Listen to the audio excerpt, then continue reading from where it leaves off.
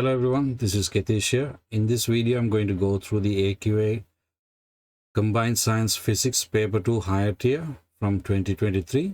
Question number 3 is on the topic on waves, and this talks about a ripple tank, which is basically the required practical.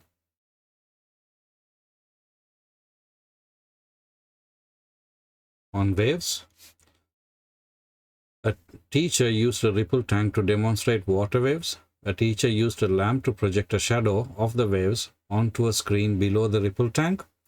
Figure 4 represents the shadow of the water waves seen on the screen. So what you're seeing is light and dark bands. 1 millimeter on figure 4 represents 5 millimeter on the screen. Determine an accurate value. So accurate value for the wavelength of the waves on the screen. Give your answer in millimeters. Show how you work out your answer. For this, you would actually be using a ruler in your exam to measure the distance, total distance from this middle point to the end here. So between each of those midpoints,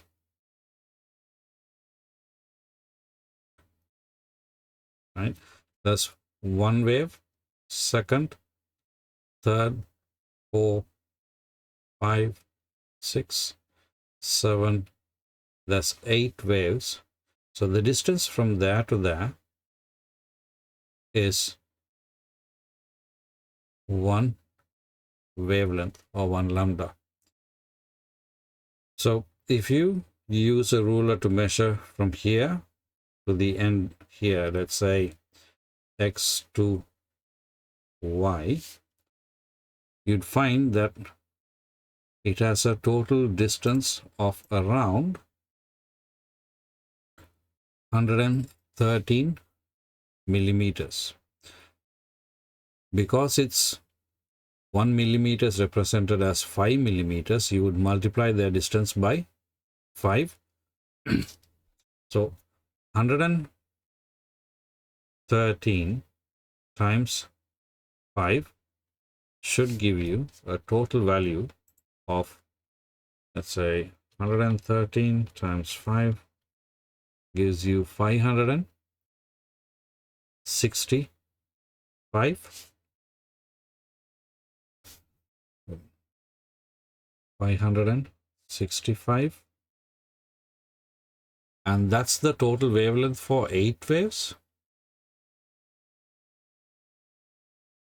So you would divide that by 8. So divide that by 8. That gives you 70.625. So 70.625, roughly about 70 millimeters. Now, for your exam, they usually accept answers within a range. Let's get rid of this calculator. So your answer could be, as long as it's anywhere between 68 millimeter to 72 millimeter, your answer, you'll get those 3 marks. So 70 millimeter, rather than rounding it up to 71, I've rounded it down to 70. Next part, the teacher just adjusted the frequency of the waves produced in the ripple tank. The teacher measured the wavelength 5 times. Table 2 shows the results. So you have measurement 5 times and with a mean of 97. Calculate the value of x in table 5. So in order to calculate the mean, what they would have done is added all of these 5 values and divided by the number of waves, which is 5, and that would have given you 97. So how do I find the value of x? Well, if I multiply 97 times 5, I would get the total. So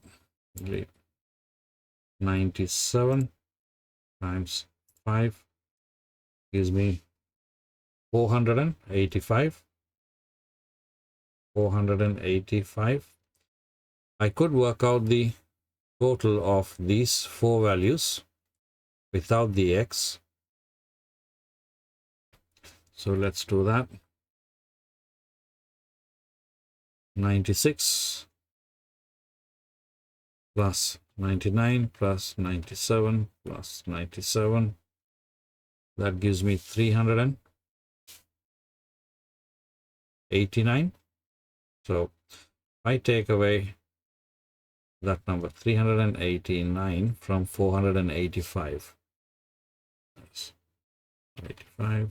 Oops, sorry. Let me get rid of that. Didn't want that to happen.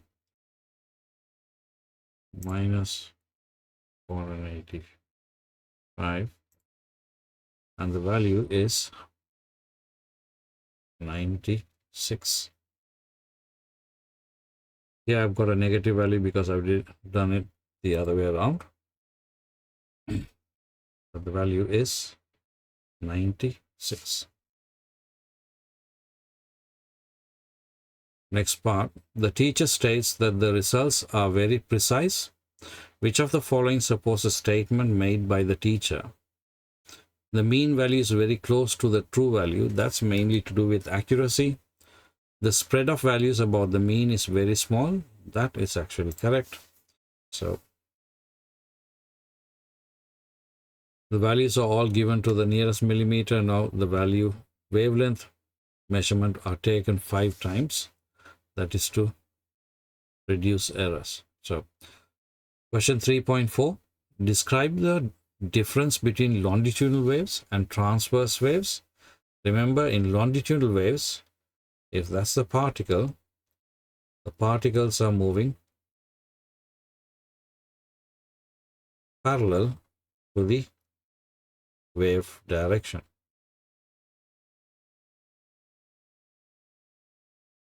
This is a longitudinal wave, right? Parallel movement. In a transverse wave, the particle is actually moving perpendicular, up and down, to the wave direction or energy.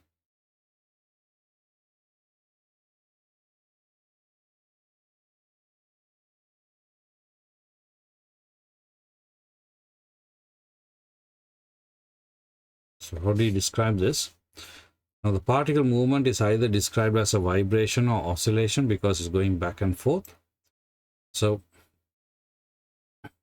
the oscillations or vibrations in longitudinal waves are parallel to the direction of energy transfer. That gives you 1 mark. Right? To get this 1 mark, you have to compare the vibration direction to the direction of the energy transfer.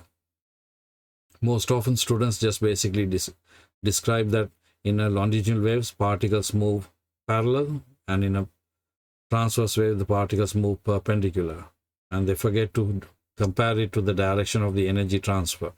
And you won't get 2 marks if you don't compare it. So in a transverse wave, the oscillations or vibrations are perpendicular to the direction of energy transfer. You could draw this diagram as well, and you could get those 2 marks. That brings us to the end of question number 3. I will see you in question number 4.